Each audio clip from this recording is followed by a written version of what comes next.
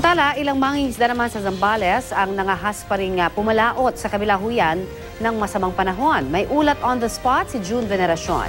June? Connie, kumpara kahapon ay mas malalaki ang alon ngayon dito sa may baybayin ng Iba Zambales. Bagay na nagpapahirap pa rin sa mga residenteng umaasa sa mga nakukuha nilang yamang dagat.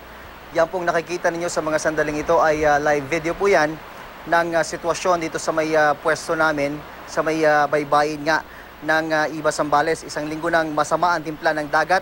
Hindi lang dito sa Iba kundi sa iba pang coastal town ng Zambales. Ang mga pag-ulan naman, pabugso-bugso pa lang naman. Isang linggo na rin abnormal ang kabuhayan ng mga mangingisda dito. Hindi sila makapalaot dahil sa malalaking alon. Pero may ilan pa ring naglalakas ng loob sa kabila ng paalala ng mga otoridad na huwag muna pumalaot ang mga maliliit na sasakyang pandagat.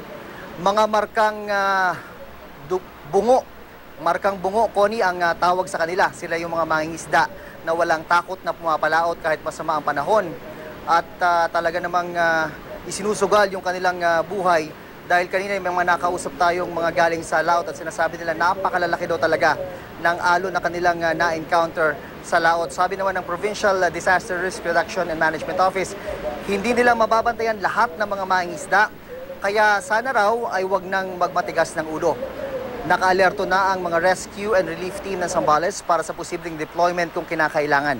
Pero sa ngayon, maayos pa naman daw ang sitwasyon, 24/7 monitoring daw ang ginagawa ng PDRRMO. At yan ang latest mula rito sa Iba Zambales. Balik Sir Connie. Maraming salamat, June Veneracion.